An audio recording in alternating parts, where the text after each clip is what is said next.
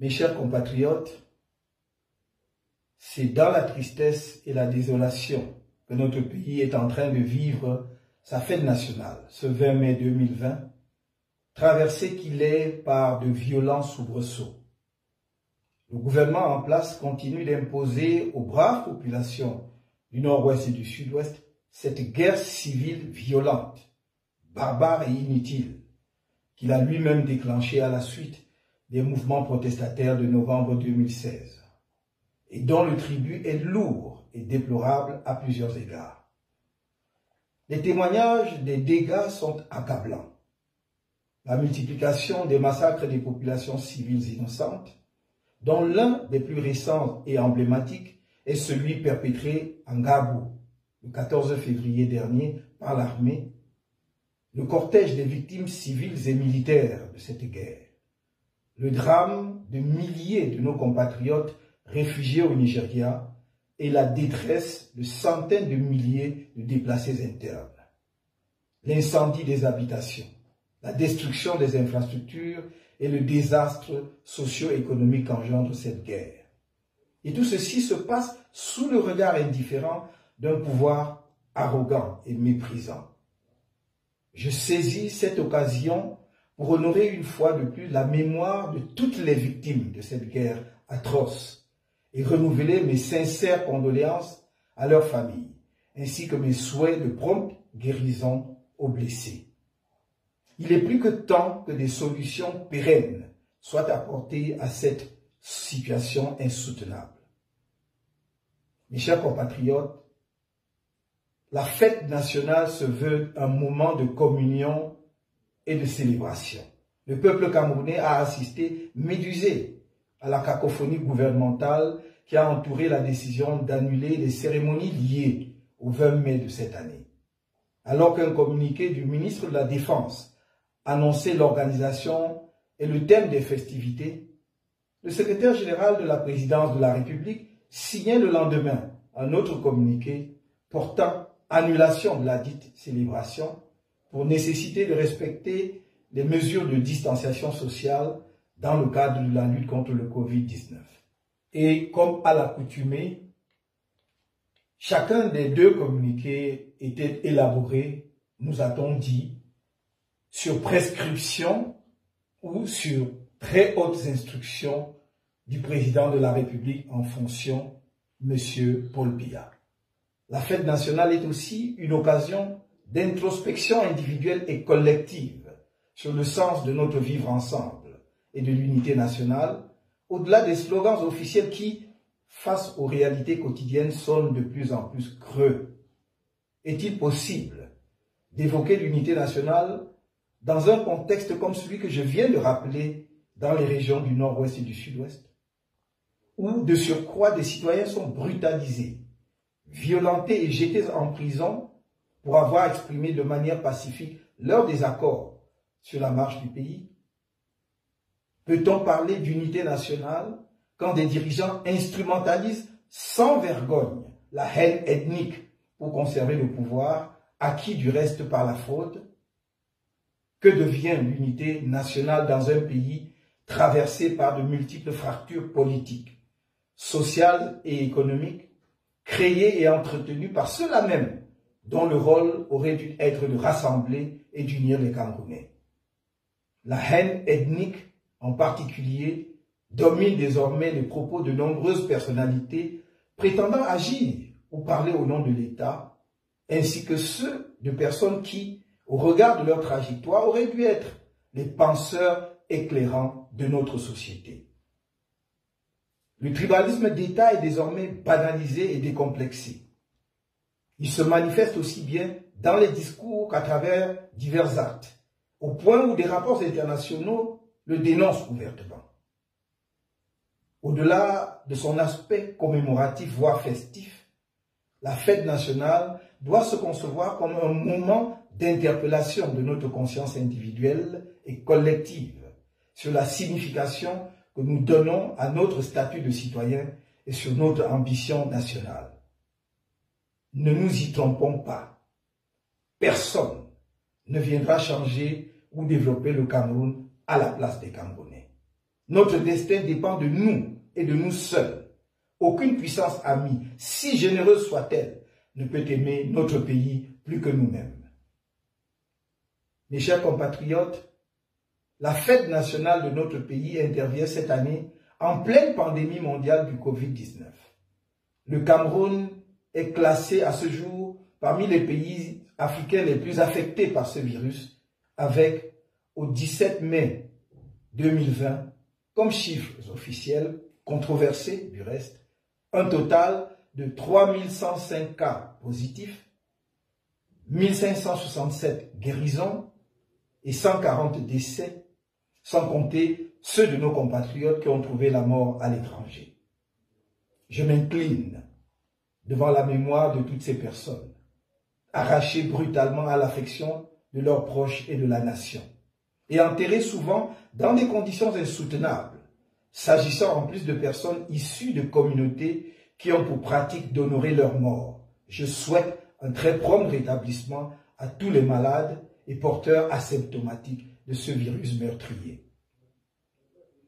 À nos personnels de santé, au corps médical et paramédical, je rends un vibrant hommage pour leur dévouement, leur courage et le sacrifice consenti au quotidien afin d'apporter soins, secours et assistance aux malades, parfois au péril de leur vie. Vous êtes de braves soldats envoyés au front avec peu de moyens. Je salue aussi tous ceux qui, de près ou de loin, Camerounais de tous bords, associations, leaders d'opinion, religieux et partenaires extérieurs, se mobilisent pour aider notre pays à faire face à cette terrible pandémie. Constatant que les pouvoirs publics n'étaient pas assez proactifs dans la lutte contre la propagation du Covid-19, malgré mes diverses propositions et mises en garde antérieures, j'ai lancé, en ma qualité de citoyen camerounais, une initiative baptisée Survie Cameroun Survival Initiative, en abrégé SCSI. Cette initiative populaire, non partisane n'est pas, n'en déplaise au gouvernement, une association, même si elle n'exclut pas de le devenir dans le futur. Son but est uniquement humanitaire, à savoir porter un secours urgent, complémentaire au peuple camerounais en danger face à la menace grave du Covid-19. Son comité de gestion est dirigé par M. Christian Penda Ekoka, dont la probité est connue de tous. Je remercie à nouveau les personnalités camerounaises et étrangères qui ont accepté de bonne grâce d'apporter leur précieux parrainage à cette initiative salutaire. SCSI ne cherche pas une confrontation avec les pouvoirs publics. Elle n'entend pas supplanter l'action du gouvernement dans la lutte contre le Covid-19. Comment le pourrait-elle? Elle veut seulement apporter sa contribution citoyenne à une guerre sanitaire qui interpelle toute la nation et qui devrait être une occasion de mobilisation nationale et d'unité des Camerounais sans exclusive. Elle se poursuivra donc sans coup férir. SCSI a réussi la mobilisation exceptionnelle des Camerounais de tous les bords, de tous les horizons, de l'intérieur comme de la diaspora, qui ont librement accepté de venir en aide à d'autres Camerounais en péril. Je tiens ici à les remercier et à les féliciter chaleureusement, tous, nombreux compatriotes, dont la générosité a permis de donner corps à cette démarche de salut public. Je félicite également toute l'équipe SCSI, à commencer par le président du comité de gestion, qui ne ménage aucun effort pour assurer au quotidien l'exécution de ce projet.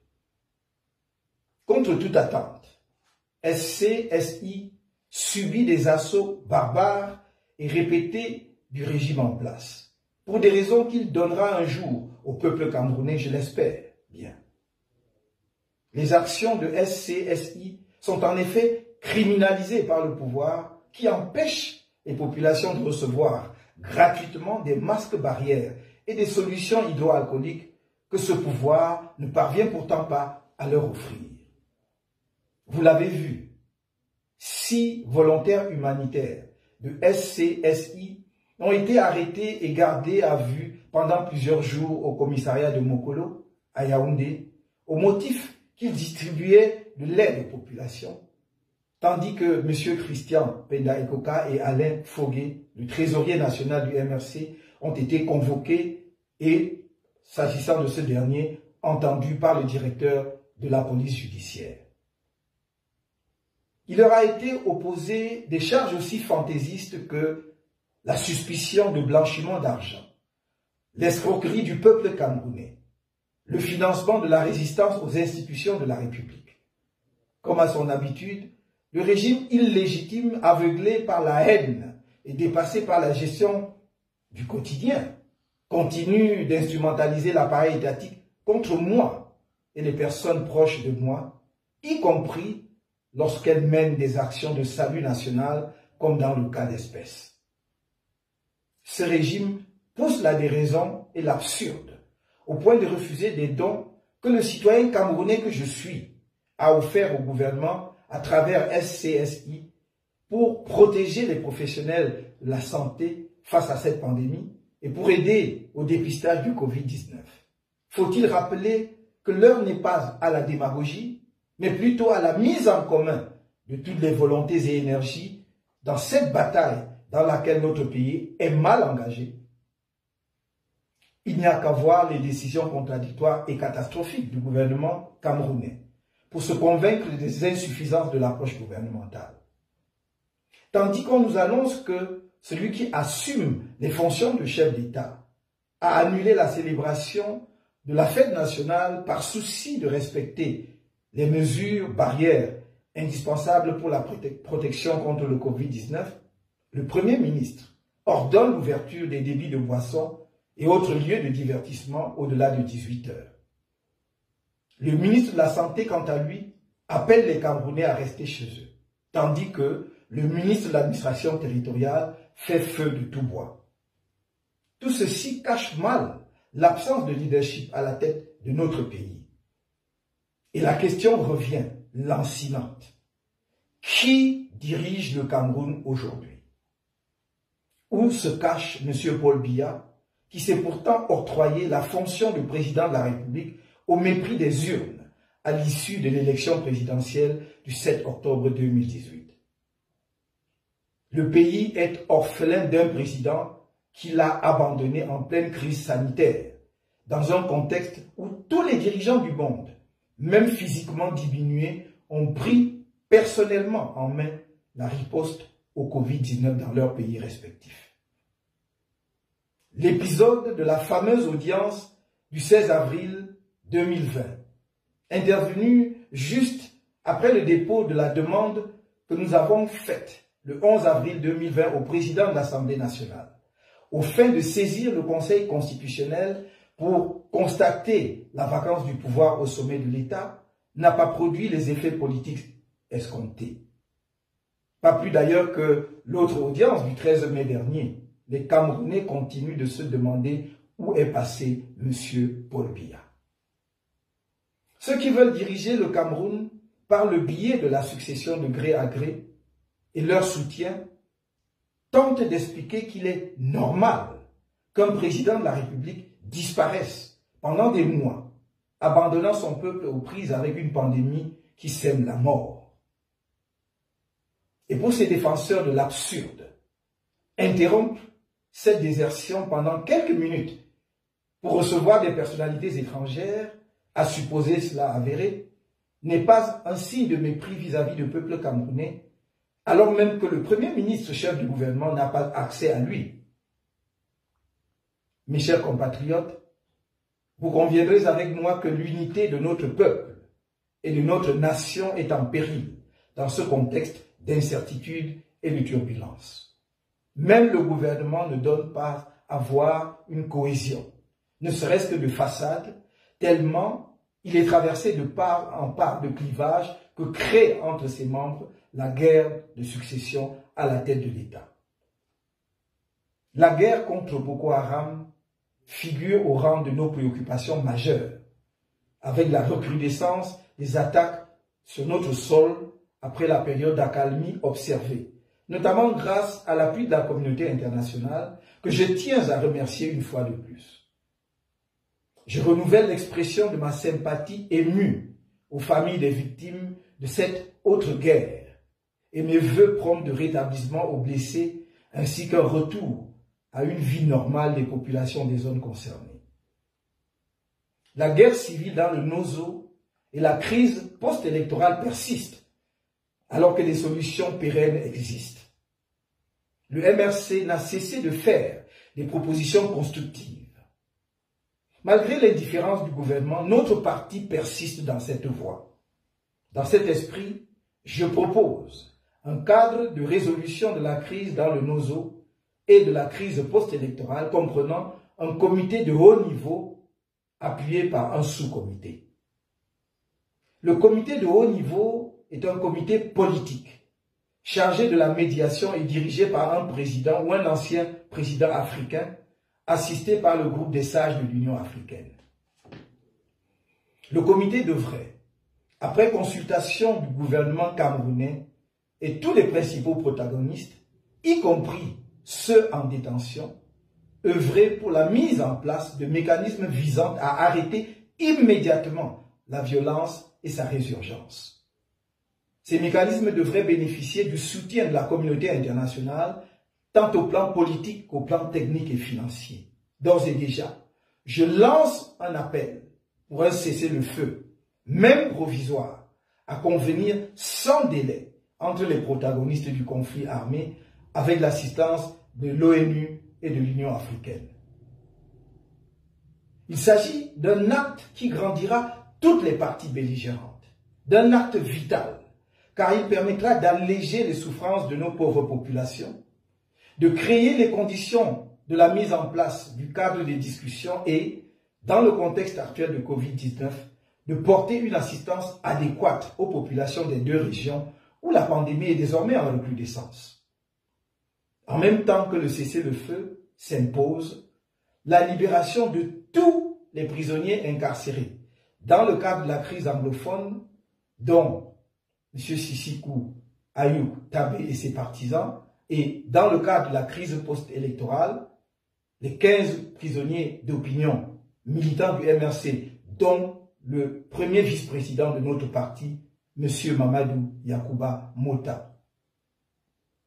Je saisis cette occasion pour réitérer à ces camarades du MRC encore incarcérés mon salut fraternel et patriotique et tous mes encouragements pour la bravoure et la dignité dont ils ont fait preuve. Nous continuons de mettre en œuvre tous les moyens possibles pour leur libération. Le sous-comité est un organe technique chargé de l'élaboration des principaux projets de texte à soumettre aux discussions et à l'approbation du comité politique. Donc, un projet de modification de la Constitution ou d'une nouvelle Constitution et un projet de modification du Code électoral. Ce sous-comité de soutien technique pourrait être composé de représentants des partis politiques présents dans le champ politique au cours des 5 dernières années au moins et qui ont réalisé les meilleures performances électorales au cours de cette période, des LECAM, des ONG ayant une expérience avérée dans la résolution des conflits, la défense des droits de l'homme et le renforcement des capacités démocratiques. Plus largement, et dans le cadre de la lutte contre le Covid-19, il est tout aussi urgent de libérer un plus grand nombre de détenus de nos prisons, la présence de ce virus dans les pénitenciers du pays étant désormais avérée. Mes chers compatriotes, dans ce contexte où tout semble pousser à la résignation et au repli communautaire, j'invite chacun de vous à prendre appui sur le sacrifice de nos héros nationalistes et l'exceptionnelle volonté de vivre ensemble qui a permis l'aboutissement de la réunification en 1961 pour garder espoir et œuvrer sans relâche pour un Cameroun fier, respectueux de son héritage historique, doté d'une conscience nationale élevée et du sens aigu de l'intérêt national. La résistance nationale doit rester plus forte que jamais en cette période délicate où le régime en place croit pouvoir tirer avantage de la pandémie de Covid-19 pour distraire le peuple camerounais de sa lutte courageuse pour le changement et continuer d'arrêter, de torturer et d'emprisonner les militants et sympathisants du MRC, loin de l'attention des Camerounais et de la communauté internationale. Nous n'accepterons pas, et vous non plus, je le sais, la succession de gré à gré dans notre pays, ni de nouvelles élections populaires sans une réforme consensuelle du système électoral. Seul le peuple camerounais devra choisir ses dirigeants légitimes dans la liberté et la transparence démocratique. Vous avez montré à diverses occasions, tant à l'intérieur du pays que dans la diaspora, que j'ai de bonnes raisons d'être fier de vous et de compter sur vous pour qu'ensemble, nous prenions notre destin en main. Ne l'oubliez jamais. Je vous aime du plus profond de mon cœur. Bonne fête à tous et à toutes.